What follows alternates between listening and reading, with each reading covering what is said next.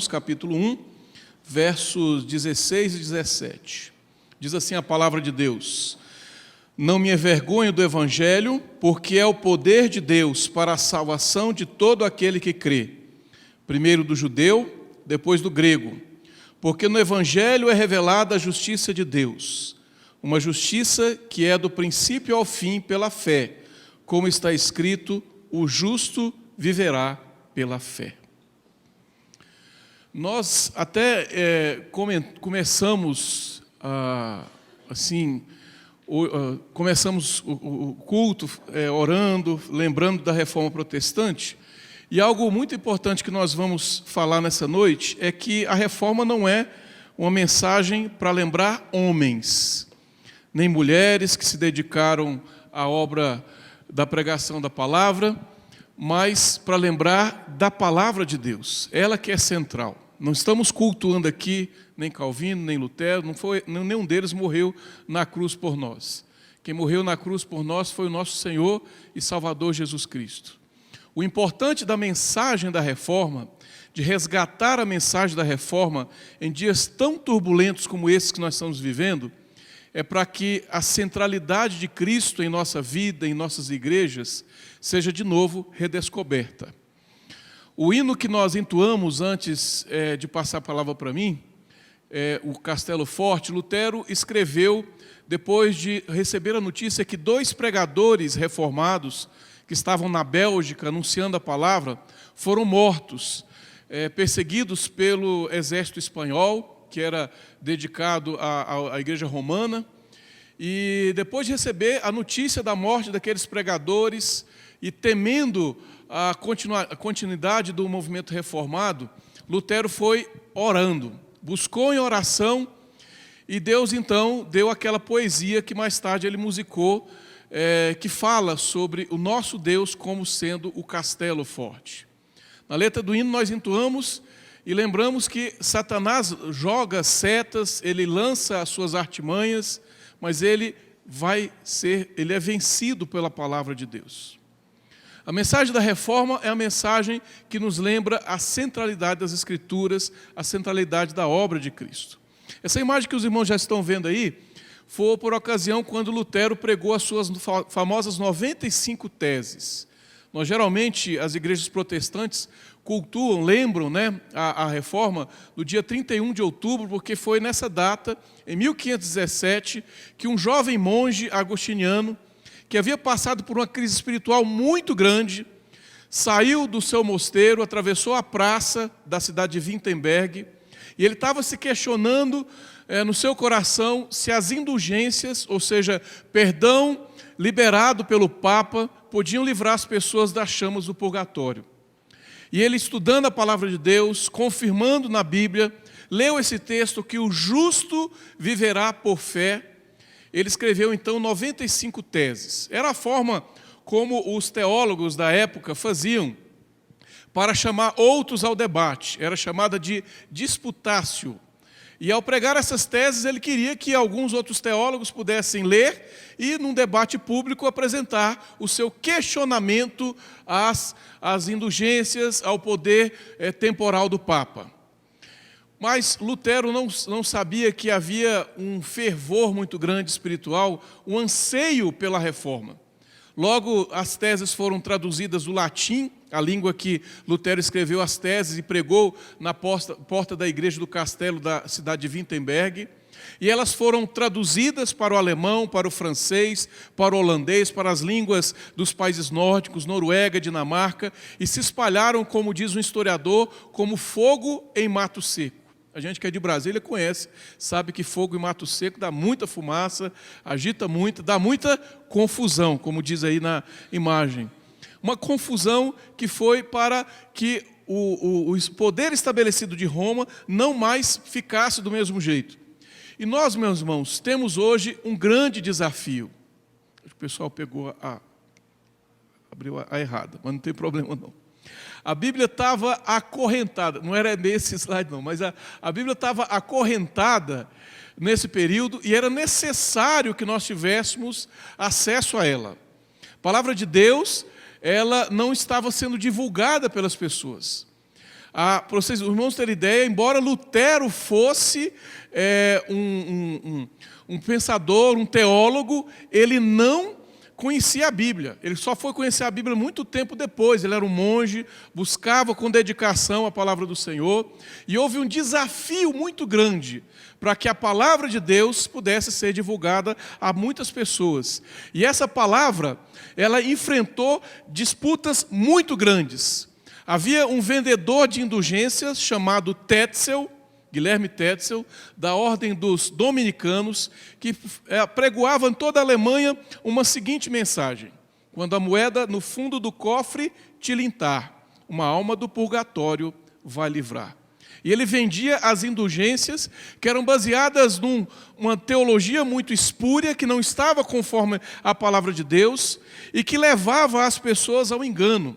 Lutero, em 1510, ele viajou à cidade de Roma para levar uma carta enviada pelo seu superior da ordem dos agostinianos, e ele queria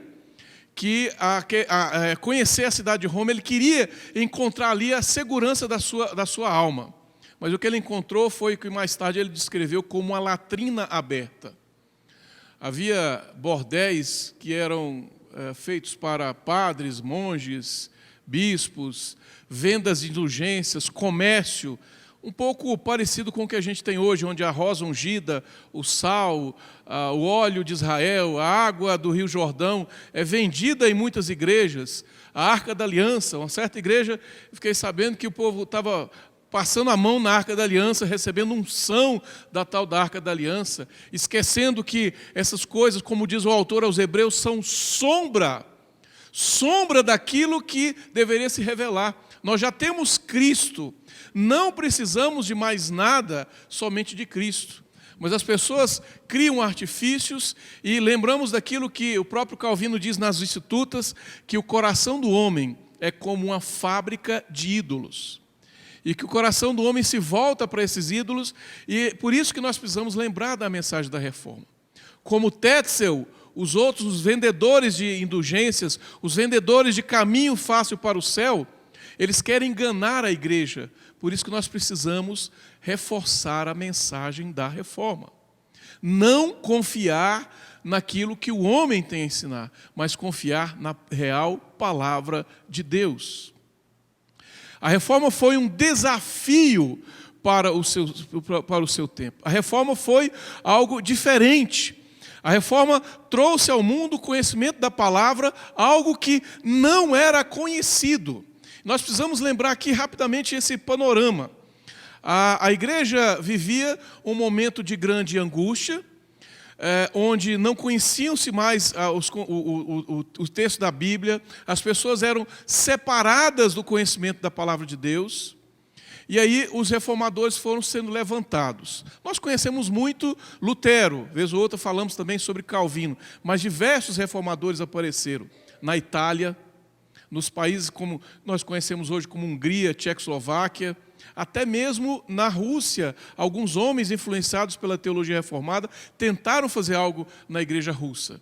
Na França, na Inglaterra, Escócia, homens e mulheres deram a sua vida para lembrar essa mensagem.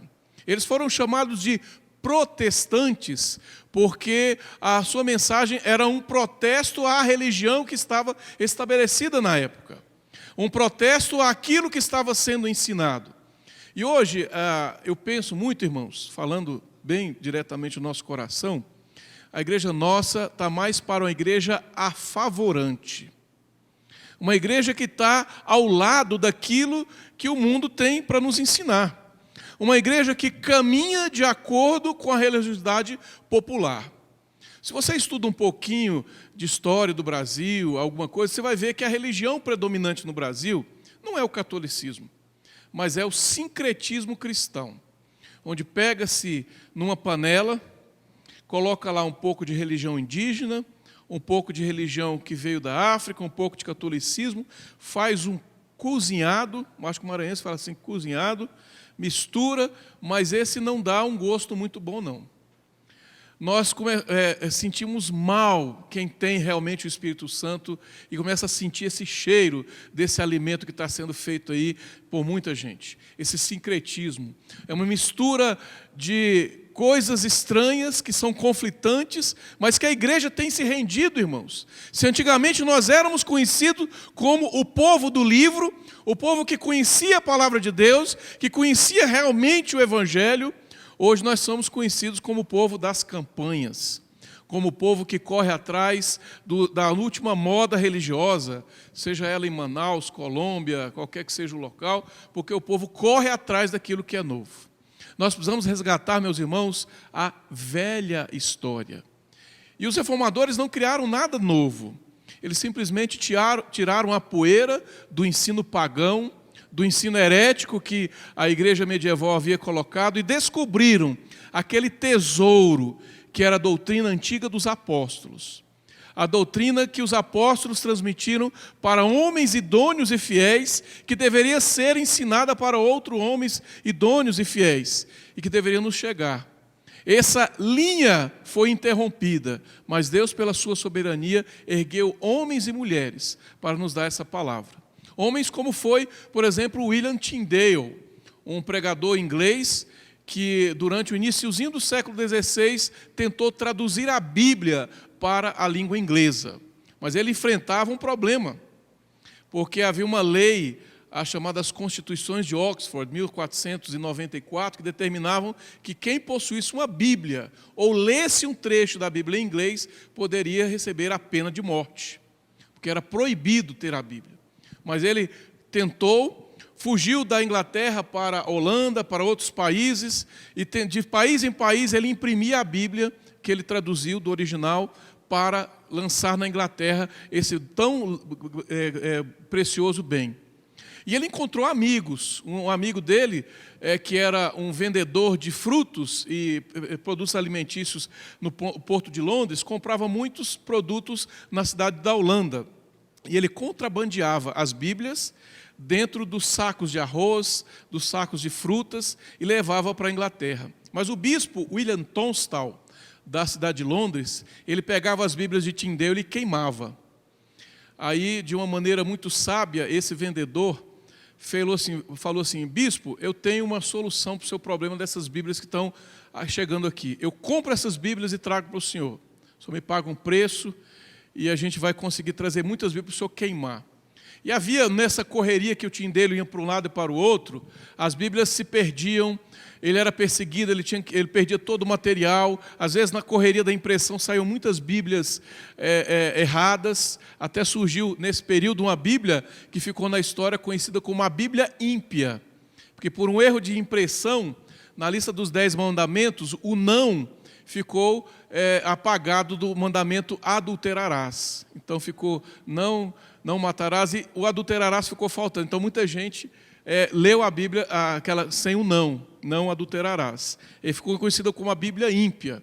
Mas ela logo foi queimada. O bispo Tunstall comprou e no contrabando era levado para ele, e o Tyndale falou: rapaz, mas você está queimando as minhas Bíblias. Não, pega esse lote que está errado, com todos os erros de impressão, entrega. Ele não vai ler mesmo. E ele queimava com felicidade, o bispo, na cidade de Londres, mas com o dinheiro que o amigo do Tyndale recebia do bispo, ele pagava Tyndale que fazia mais Bíblias. Talvez alguns historiadores falam que entre 8.000 a 16.000 Bíblias ele conseguiu imprimir e contrabandear para a cidade de Londres. E um dia o bispo falou assim: mas rapaz, eu estou preocupado. Porque quanto mais Bíblia eu queimo, mais Bíblia aparece. Não, é porque o senhor está comprando pouco. É melhor o senhor comprar mais, que vai ajudar, o senhor vai conseguir acabar com essa heresia. E a Bíblia continuou chegando, transformando vidas, alcançando. E eu fico pensando, irmãos, nosso coração, quantas Bíblias você tem na sua casa? Eu tenho muitas. Talvez você tenha só uma, ou duas, ou três. Quantas vezes por semana você lê a sua Bíblia? Não tem desculpa. Hoje você pode ouvir a Bíblia, você pode acessar a Bíblia no celular, você pode na internet ter a Bíblia, Você pode ouvir a Bíblia não só narrada, mas em audiodrama. Tem uma Bíblia na Sociedade do Brasil que é assim. Cada personagem da Bíblia é um ator que faz. Não fica nem tão complicado de ouvir. Mas nós não somos mais o povo da Bíblia. Não somos mais tão protestantes como deveríamos ser. Não conhecemos mais a palavra.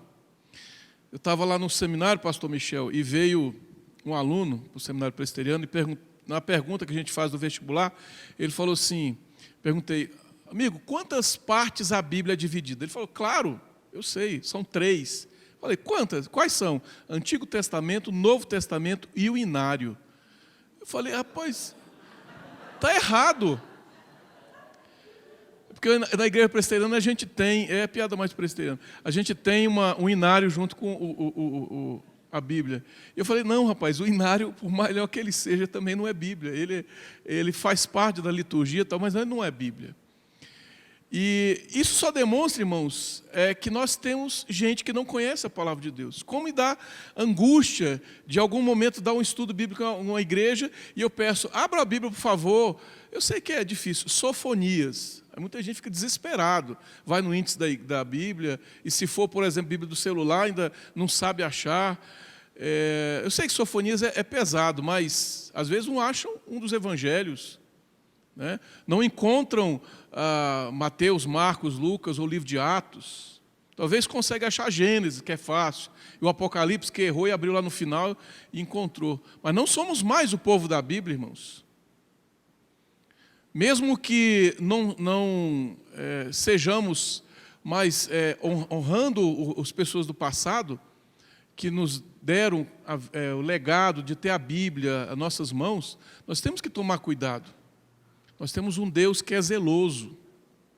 Se você talvez não esteja nem preocupado, esse cara lá morreu no século XVI, o que tem a ver comigo? Mas pelo menos lembre-se que você tem um Deus zeloso, que colocou a Bíblia na sua mão, através de homens e mulheres que dedicaram a isso, e Ele vai cobrar de mim e de você o nosso tempo no Facebook, o nosso tempo no Twitter, o nosso tempo em conversas frívolas e não em compromisso com a palavra de Deus. Uma igreja que realmente quer ser reformada é uma igreja que ama a Bíblia. Uma igreja que gosta de ouvir a Bíblia, que gosta de ouvir a mensagem da palavra de Deus. Os reformadores gastaram tempo para que a Bíblia chegasse às nossas mãos. E essa era a preocupação deles. Será que é a nossa preocupação? A mensagem da Reforma Protestante, ela é simples. Algo que para nós, em tempos onde nós gostamos de novidades, gostamos de a última coisa que está sendo pregada, talvez em Camboriú e algum outro lugar por aí, as pessoas correm atrás de novidades, de grandes pregadores, mas a mensagem da Reforma é a mensagem da salvação. A mensagem que Lutero pregou com muita ênfase, que ele disse que era a doutrina pela qual a igreja se sustenta ou cai. Aquela que é a mensagem que realmente mudou o coração das pessoas, que era a mensagem da justificação pela fé. Eles definiram essa mensagem em vários tópicos. Seus irmãos dão conta de ler. Primeiro, somente a Escritura. Isso significa o seguinte: eu não tenho outra autoridade na minha vida que não a Escritura, a palavra de Deus. Os lemas, normalmente, você vai sempre ver em latim, que era a língua que os reformadores usavam na época para se expressar. Sola Scriptura. Somente a Escritura. A Bíblia é a nossa única regra de fé e prática. Não há outra autoridade. É dela que nós tiramos o que cremos, o que nós vamos praticar. É dela que nós temos como ensino para dirigir o nosso culto, dirigir a nossa vida, a nossa oração. Quantas coisas os homens têm criado em seus corações pecaminosos, irmãos, querendo apresentar para Deus como se fossem o objeto da adoração. Os reformadores gostavam muito de enfatizar algo importante, que a Bíblia guiava a igreja em todos os aspectos. Por exemplo, no culto, eles diziam, tudo que a Bíblia prescreve deve ser aplicado no culto ao Senhor. Eu não devo colocar aquilo que vai da minha imaginação, por mais bonito e criativo seja, mas está conforme a palavra de Deus. No Antigo Testamento, na igreja da Antiga Aliança, Deus se revelou e deu minúcias de como deveria ser o culto, falando do tamanho do tabernáculo, até da medida da roupa do sacerdote. O Novo Testamento nós não temos mais isso, porque o Novo Testamento fala de uma igreja que não é ligada a uma nação, fala de uma igreja agora que vai alcançar todos os povos. E essa igreja, ela tem que ter um culto, conforme disse um pastor certa vez a mim, um culto portátil, um culto simples, onde Deus deixou para nós, ao invés de toda a elaboração do Antigo Testamento, 2 ordenanças. Alguns dizem sacramentos, que é o batismo e a ceia. Batizar aqueles que creem e participar da mesa de comunhão aqueles que fazem parte do corpo de Cristo. A igreja pode se reunir debaixo de uma árvore, numa igreja bonita como essa, numa igreja maior, numa catedral, em algum local, pode ser lá na Noruega, na África, na Austrália, em qualquer lugar, porque ela não é ligada mais a locais de adoração. É assim que a Bíblia prescreve. Quando a mulher samaritana vai a Jesus e diz: qual é o lugar certo de adorar? Nossos pais diziam que era no Monte Gerizim. Vocês dizem que é em Jerusalém. Jesus disse: mulher, a hora já chegou em que o Pai procura adoradores que o adoram em espírito e em verdade. Essa expressão significa que adorar a Deus em espírito, Deus não está mais ligado a locais de adoração. Ele não está preso mais ao templo em Jerusalém, mas Ele está habitando o coração de cada homem e mulher eleito por Ele. Nós somos o corpo de Cristo. Nós somos o templo de Deus. Eu lembro quando criança, a gente entoava uma música: sim, eu sei, sou o templo. Sim, eu sei, sou o templo. Eu sou o templo que habita Deus. Mais ou menos, né? Os mais ou menos da minha idade lembraram do hino aí. Denunciaram a idade. Nós somos o templo do Senhor. É assim que a Bíblia prescreve. Não há local de adoração. E quando a Bíblia fala que a adoração tem que ser feita em verdade, é conforme a verdade revelada nas Escrituras. Somente a Escritura ordena o culto. Ah, meus irmãos, quando a gente vai por aí, eu confesso para você que eu já fui em cada lugar, cada coisa que o povo inventa para ser colocado no culto, como, segundo eles, para agradar a Deus. Até mesmo gente que pendura um pano assim no teto da igreja, a mulher subia e descia, igual o Circo de Solé, assim, subia e descia. Segundo eles, era para adorar a Deus. Uma igreja lá nos Estados Unidos, acabava o culto, o pastor afastava os bancos e fazia o MMA Gospel. O John MacArthur Jr. conta no livro dele, Com Vergonha do Evangelho, que uma igreja em Hollywood, o pregador, quando dava a bênção apostólica, ele subia com fios invisíveis e voava por cima da igreja até o final. E a igreja acompanhava a bênção, ele voando. Havia muitos membros da igreja que faziam parte daqueles, dos estúdios, né, que faziam os efeitos especiais, e fizeram efeito especial para o pastor. Eu fiquei pensando, qual que será a última novidade que ele vai fazer? Um alçapão para ele cair, sair lá na frente, fumaça. Irmãos, a igreja tem abandonado a Escritura. A Escritura que é realmente o guia para a nossa vida cristã, para a nossa fé. E as experiências que as pessoas têm, né? Já vi gente que vai para montes, para lugares. Olha, pastor, veja, o mato está brilhando. Já vi gente que um mato que brilha. Veja, esse pedaço de madeira brilhando. O que significa? Irmão, não sei. Não está na Bíblia. Eu não sei. Como é que você tem uma experiência que não está guiada pelo mandamento da palavra de Deus? Pode ser bonita, pode ser maravilhosa, mas a Bíblia é a única regra de fé e prática. É isso que os reformadores gastaram tempo para falar. A Bíblia é a nossa única regra de fé e prática. Outro princípio que a reforma trouxe é que Cristo é o centro, a centralidade de Cristo. Irmãos, antes da reforma, a igreja medieval vivia uma religião de mediadores, onde havia uma burocracia para as pessoas chegarem até Deus. Havia o vigário que perdoava os pecados mediante a confissão. Havia os sacramentos que mediavam a relação das pessoas com Deus. Haviam santos que intermediavam as orações das pessoas. E havia ainda Maria. Para chegar até Deus, o cara apresentava uma oração que era carimbada em 3 vias, azul, amarela e vermelha. Entregava no cartório, o santo levava para Maria e depois de muito tempo entregava para Deus. Quando os reformadores surgiram, eles disseram: não precisamos de intermediários. Cristo é o nosso sumo sacerdote. E nós somos sacerdócio real. Povo de nação santa, exclusivamente do Senhor.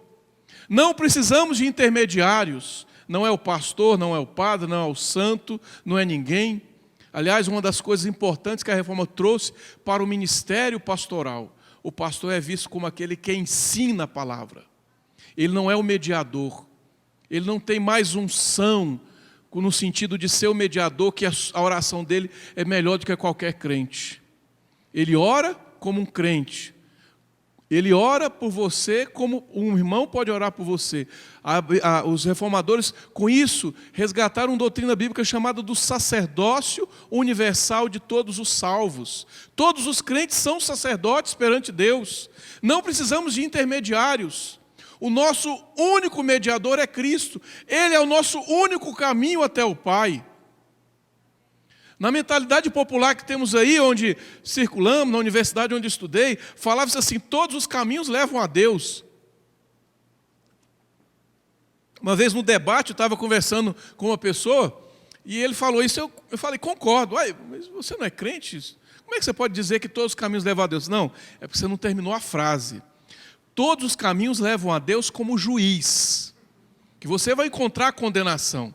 Mas só um leva a Deus como Pai, que é Jesus Cristo. Todos os caminhos conduzem à perdição, mas só um caminho conduz à salvação, que é Jesus Cristo. Meus irmãos, quando precisamos, nesses dias tenebrosos, de lembrar da centralidade de Cristo, de adorar o nosso Salvador, entoar hinos ao nosso Salvador, de lembrar da sua obra maravilhosa, lembrar da sua cruz. A centralidade de Cristo na palavra de Deus é tremenda, irmãos. As pessoas vão para o Antigo Testamento e não conseguem mais ver Cristo na pregação. Às vezes na Bíblia tentam ver somente sermões moralistas, sermões de autoajuda. Você vai ser como Davi, vai vencer o seu gigante, é o desemprego, é não sei quem, não sei quem. Quando a mensagem da palavra de Deus não foca isso, irmãos. A mensagem da palavra de Deus tem só um tema: Cristo. Paulo dizia: olha, quando eu estive convosco lá aos Coríntios, eu não tive outra mensagem a não ser Cristo e este crucificado. Os judeus buscavam sinais. Os judeus buscavam coisas mirabolantes. Os gregos, sabedoria. Eram aqueles que corriam atrás da última filosofia, daquilo que estava chamando mais a atenção. Mas Paulo chegou e apresentou a eles Cristo. Cristo era suficiente. Não era necessário mais nada. Porque em Cristo nós temos tudo. Eu não gosto muito de umas modas que aparecem no meio evangélico. De vez em quando aparecem umas frases chavões, né? Varão de fogo e tal. Mas tem uma que eu não tolero, principalmente pela centralidade de Cristo. Quando diz assim: o melhor de Deus está por vir. Irmão, o melhor de Deus já veio, é Cristo. O melhor de Deus já chegou, é Cristo. O melhor de Deus é o Filho único, que vivia na eternidade com o Pai, em harmonia, Pai, Filho e Espírito Santo, que ao criar o universo, mostrou o seu amor às criaturas perdidas, que não mereciam nada a não ser a condenação no inferno. Mas conforme os teólogos falam, a Trindade, no pacto eterno da Trindade, o Filho se apresentou ao Pai e disse: Pai, eu vou à terra, vou viver como eles, rastejando naquele mundo de poeira, caminhando como eles, limitado a uma vida humana, uma carne humana, por causa do amor que eu tenho pelo meu povo. Cristo veio por mim e por você. E não é a morte genérica, uma morte que alcança uns e não alcança outros. É uma morte que tem objetivo. Os reformadores ensinavam isso como uma expiação particular. Cristo derramando seu sangue pelo seu povo. Por gente que ele sabia o endereço, número de telefone, CPF, pecados, sonhos, interesses, quaisquer que sejam as coisas do seu coração, ele sabia. Quando a gente olha para dentro de nosso coração, a gente não vê coisas boas. Cristo também. Ele olhou, não viu nada de bom em você, mas ele assim te amou. Morreu na cruz por você. E é nele que nós devemos confiar. E quando os reformadores resgataram essa mensagem, anulando toda aquela miríade de santos, de intermediários, de caminhos alternativos, foi como um alento. Lutero diz mais tarde nos seus escritos, em suas cartas, ele diz assim que quando ele leu aquele texto de Romanos, que o justo viveria pela fé, foi como se as portas do paraíso se abrissem para ele. E ele encontrou a verdadeira segurança, uma segurança de estar nos braços de Cristo. Como precisamos dessa mensagem hoje, irmãos. Além disso, os reformadores lembraram algo importantíssimo, a graça de Deus. O sistema romano medieval era um sistema que nós chamamos teologicamente de sacramental, onde os sacramentos são essenciais para garantir a salvação. O batismo, segundo os romanos, é regenerador. O menino, quando nasce, ele é um pagão. Por isso que quando, às vezes, você vai no lojão do bebê aqui em Taguatinga, tem lá a roupinha chamada pagãozinho. Porque, segundo a cultura popular, o menino foi batizado, e aí ele ainda tem a roupa do pagãozinho, né? Aí ele vai, é batizado, passa a ser um cristãozinho agora. Mas se ele cresce e peca, ele não precisa de Cristo, ele precisa do sacramento. Aí ele vai atrás do sacramento, seja a confissão, seja a unção, várias coisas que a igreja foi criando, inventando, e aí não dá certeza da salvação. Não sei se você já encontrou alguém que você vai evangelizar, falar do evangelho, falar de Cristo. Como é que você pode ter certeza da salvação? Como é que você pode ter certeza que você realmente é um salvo? Porque eles não têm. Aníbal Pereira dos Reis foi um grande pastor batista no Brasil. Ele teve seu auge do seu ministério entre os anos 70 até o início dos anos 80. Quando meu pai foi pastor na cidade de Anápolis, Goiás, Igreja Batista Central, ele fez uma campanha evangelística trazendo esse pastor. Ele tinha sido padre antes de se converter, um padre muito bem preparado dentro da cúria romana, e ele escreveu vários textos, muitos textos, mostrando o erro do romanismo, o engano, tal. E ele era um pregador poderoso, um homem que amava as Escrituras.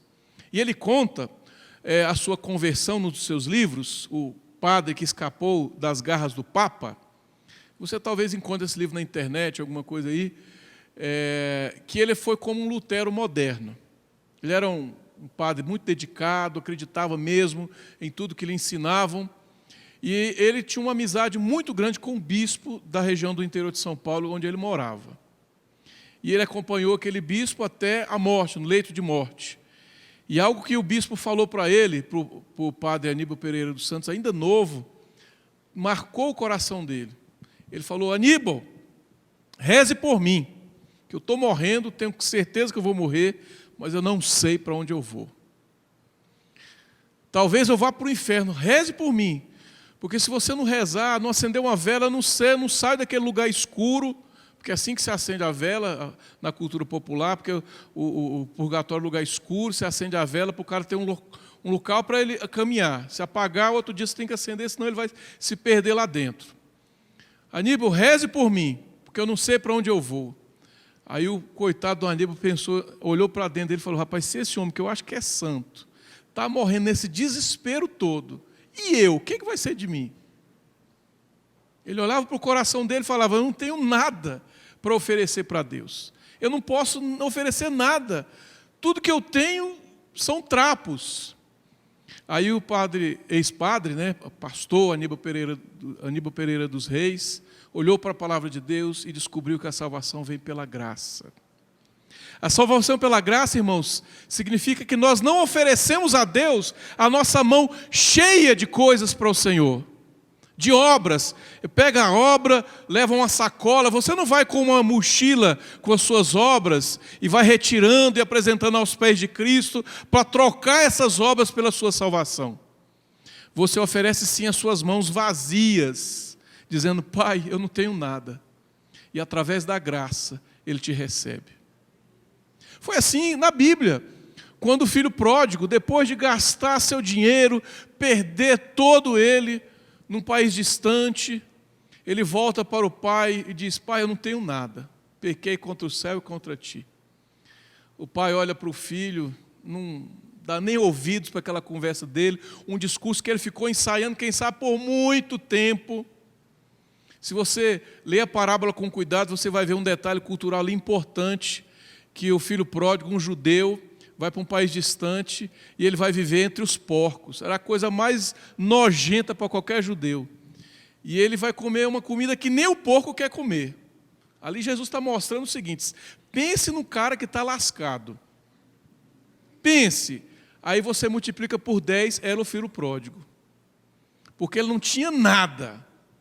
E o filho pródigo, irmãos, somos eu e você. Ele chegou diante do pai e falou: Pai, eu pequei contra o céu e contra ti. Mas o pai o aceitou. O aceitou pela graça. Irmãos, a mensagem da salvação pela graça é muito importante, porque em tempos onde o legalismo tem crescido no meio evangélico, onde as pessoas acreditam mais nas obras, naquilo que elas fazem, naquilo que elas não deixam de fazer, não assiste isso, não faz aquilo, é a roupa do tamanho tal, esse ensino perverso, afastando as pessoas de Deus. Quantas e quantas pessoas você não conhece aí que são decepcionados com a igreja, por ensinos que são pressionados sobre as pessoas, apresentados para elas, que nem a liderança pode fazer. Pastor muito conhecido da minha cidade lá, de Anápolis, tinha assim a igreja com um cabresto, né? O arreio pequeno. Havia um homem, diácono, na porta da igreja, com a fita métrica. Ele mandava as irmãs voltarem para casa se o vestido não tivesse do tamanho determinado pelo Ministério de Obreiros lá. E o pastor presidente falava com assim, uma voz estrondosa no púlpito, gritando contra a vaidade do povo e tal, não sei o quê, até no dia que descobriram 2 amantes. Que ele tinha 2 amantes. Há muito e muito tempo. Morreu quase que esquecido, o ministério dele é muito grande, alcança várias cidades no Brasil, mas que no final manchou. Pregava para os outros aquilo que ele não dava conta de viver. Irmãos, o Evangelho é pela graça. Talvez a melhor ilustração sobre a graça de Deus seja aquela que um pastor batista reformado fez no século XIX, um pastor chamado Charles Spurgeon. Ele disse o seguinte: a salvação pela graça é como se você encontrasse na rua um mendigo.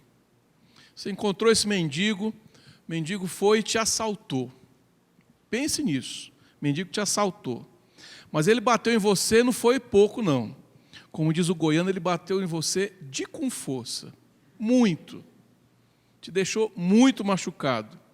Levou tudo que você tinha. Você vai se arrastando, encontra com alguém, te leva para casa. Quando você está melhorando, passou uns 2, 3 dias, alguém bate na porta da sua casa, pedindo comida, desesperado. É aquele mendigo que te assaltou. Justiça é você chamar a polícia e mandar prender ele. Mas graça é falar: não, a mesa está posta. Tem um jantar maravilhoso aqui. Venha comer conosco. Isso é a graça. Isso é que Deus fez comigo e com você.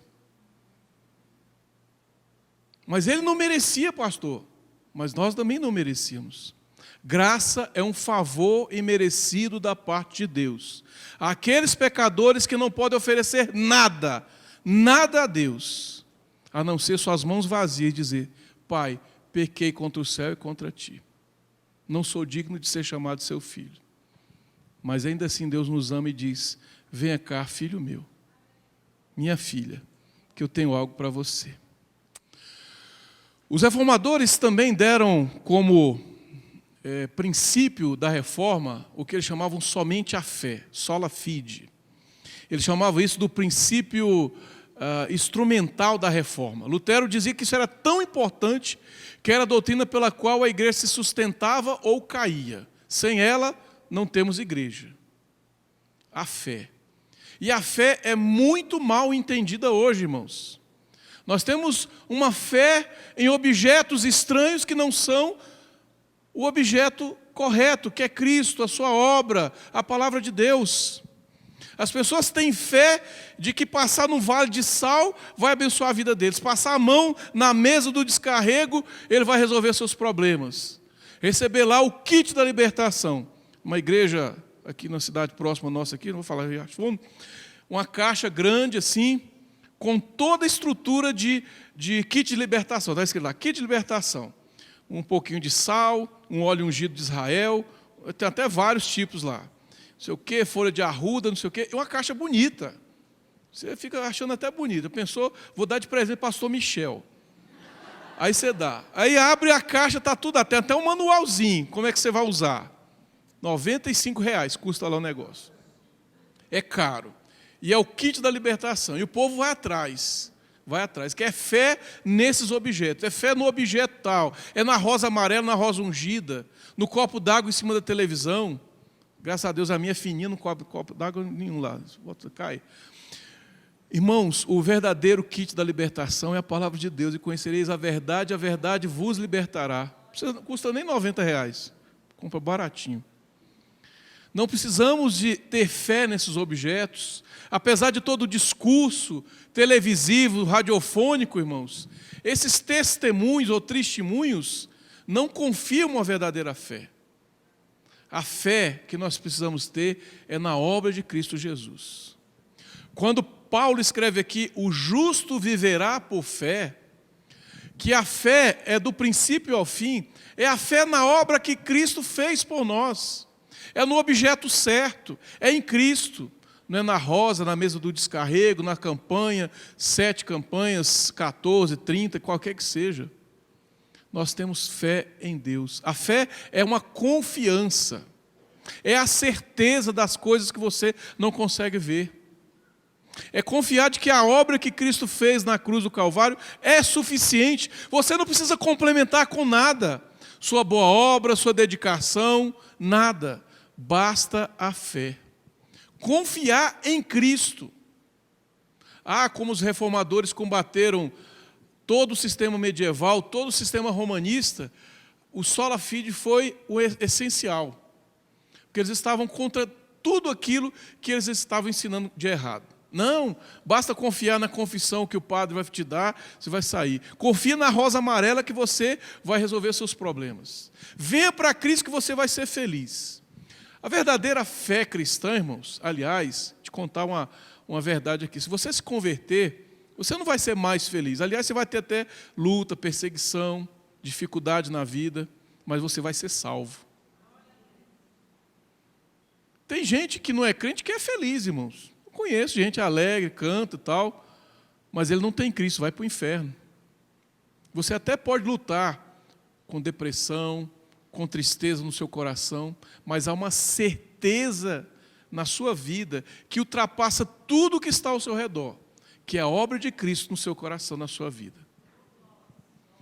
Sabe, irmãos, isso, cristãos através dos séculos, que passavam por lutas exteriores, eles venceram porque tinham fé. Vários desses hinos que nós entoamos, os mais antigos, os mais novos, eu não sou um saudosista que gosta só do antigo, não. Eu gosto daquilo que é bem feito.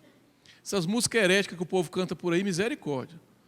Eu estou tentando entender. Tem uma que diz assim, eu sei o alto preço que foi pago lá na cruz. Aí vem a outra e diz que eu não sei o preço, nunca saberei o preço. Bom, não entrando na questão teológica, a gente tem que saber se sabe ou não o preço. A outra lá diz que assim, há uma força que vive entre nós, nesse povo que vive, uma música lá de São Paulo, do Renascer lá. Aí a gente não sabe Que negócio Espírito Santo força, irmão, isso é coisa de testemunho de Jeová. A gente tem que saber o que canta. E nos hinos, nas canções em geral, a gente vê que cristãos passavam por lutas. Talvez os irmãos devem lembrar da história daquele hino Sou Feliz, tendo cantor cristão em vários hinários. Aquele hino foi escrito, a poesia daquele hino foi escrito por um comerciante presbiteriano dos Estados Unidos, da cidade de Chicago. Ele, na época, acompanhava muito as campanhas do D.L. Moody, um evangelista muito conhecido nos Estados Unidos. O nome desse comerciante é Horácio Gates Spafford.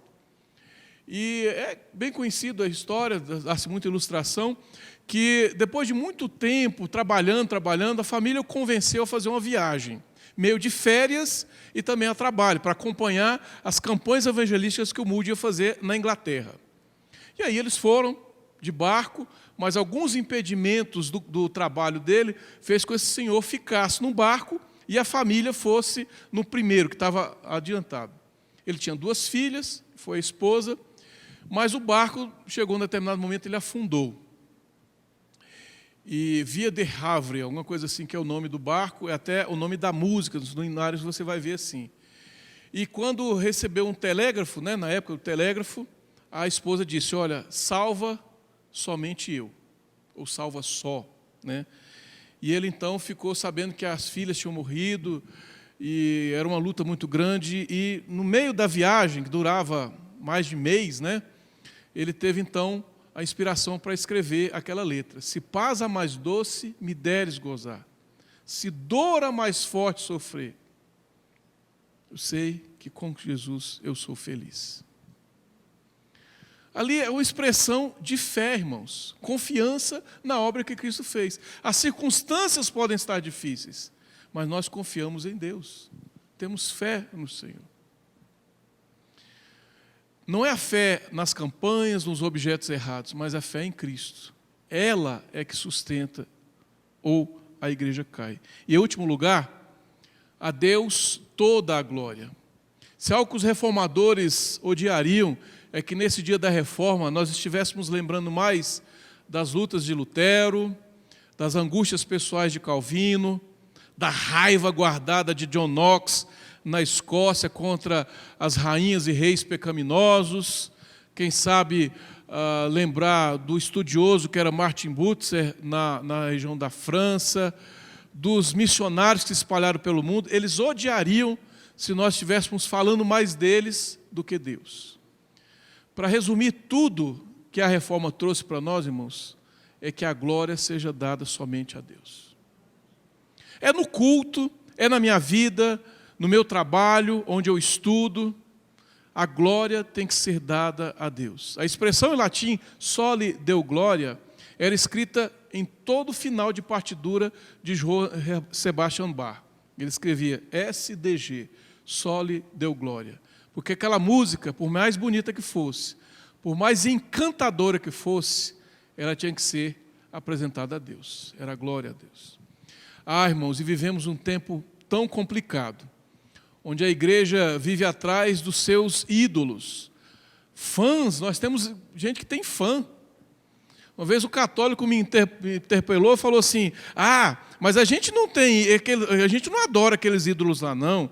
Aí eu li o Salmo 115 para ele, olha, vocês têm ídolos, têm olhos, mas não vê, mãos, mas não apalpam, pés, mas não andam, né? Da boca não sai nenhum som. Não, mas a gente não adora e tal. Aí eu fiz o meia-culpa, eu falei, olha, mas também nós temos os nossos ídolos, os evangélicos, os protestantes. Ele ficou assustado, como assim? Eu falei, olha, a diferença é que os seus são mudos, os nossos cantam e pregam. A idolatria que as pessoas têm, o sentimento que muitos cantores se apresentam como ídolos. Fiquei sabendo uma cantora aí que exige carro do ano, babá para a menina dela que vai viajar, né? Pregador que tem cachê, vai pregar, tem um cachê, exige, já virou até deputado, mas não falar não. Tem um número e tal, é fácil, irmão, desse jeito. Dessa maneira, a gente vai dando a glória a homens e não a Deus. No púlpito da 10ª igreja presbiteriana lá na cidade de Filadélfia, onde nós temos um seminário importante nos Estados Unidos, existe algo escrito lá que é o seguinte: pregue, mas se esconda atrás da palavra de Deus. O pregador não deve aparecer mais do que a palavra. O cantor não deve ser mais importante que a mensagem que ele está conduzindo a igreja a adorar. O professor não deve apresentar os seus conhecimentos mais do que a mensagem. A glória tem que ser dada a Deus. Não estamos estabelecendo para nós impérios, irmãos, mas é o nome de Deus que tem que ser glorificado. Tudo tem que ser entregue a Deus, é o seu reino, é a manifestação do seu amor entre nós. Como a igreja caminharia diferente, irmãos, se a glória fosse dada somente a Deus. Como a nossa vida seria diferente, nosso trabalho seria diferente, se realmente esse lema fosse o nosso lema. O culto voltando somente para o Senhor, a mensagem glorificando a Cristo, a minha vida não me exaltando, mas exaltando a Deus. Quão diferença seria? Eu desejo que essa mensagem alcance os corações de muitas pessoas. Fico agradecido a Deus pelo fato da igreja aqui ter lembrando da reforma, lembrando dos temas reformados. Eu caminho já como defensor da reforma já há 23, 24 anos, ensinando, pregando. E tenho visto que tem crescido muito isso. Antigamente era coisa de loucura, poucas igrejas, pouca gente falava sobre isso, mas graças a Deus. A gente vê Paul Washer sendo muito ouvido no YouTube, John Piper, grandes pregadores, vêm ao Brasil, a gente fica admirado. O Brasil tem um papel muito grande nesse cristianismo mundial, porque aqui o povo ainda acredita na Bíblia. As igrejas nos Estados Unidos, na Europa, praticamente estão morrendo porque esqueceram da verdade da reforma. Subverteram através de mensagens da autoajuda, mensagens racionalistas, mas nós como igreja brasileira ainda somos uma igreja nova, mas uma igreja que é fervorosa na palavra de Deus. Mas isso é algo que tem que ser cuidado. Um dos lemas que os reformadores sempre diziam é: igreja reformada sempre em reforma. Isso quer dizer que não é a igreja vai mudar a doutrina, não. É porque a tendência do nosso coração idólatra é apresentar os mesmos erros da igreja do passado. Por isso que precisamos olhar para a Bíblia, para a reforma e confiar naquele Senhor. Do mesmo jeito que conduziu os reformadores, conduzam nós também para a reforma nesses dias maus. Vamos orar, irmãos?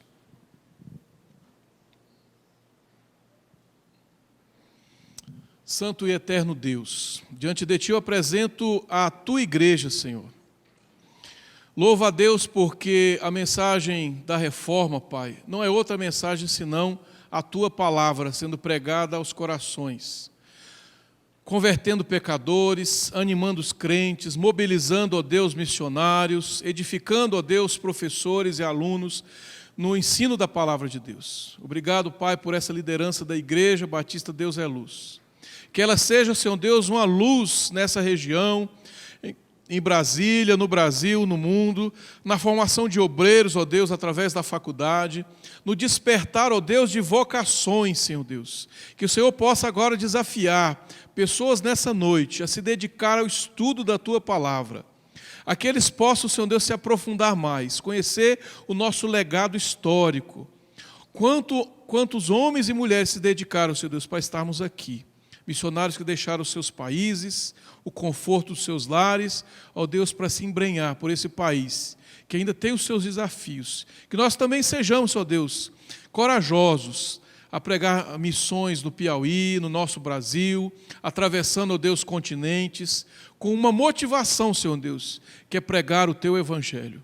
Pai, edifica-nos, Senhor Deus, cada dia mais na Tua palavra. Fortalece, ó Deus, a nossa vida. Que o nosso alvo seja somente glorificar a Ti, Senhor Deus. Obrigado, ó Pai, por essa palavra, que ela também faça diferença na minha vida e na vida dos meus irmãos. É o que eu oro, Pai, em nome de Jesus. Amém.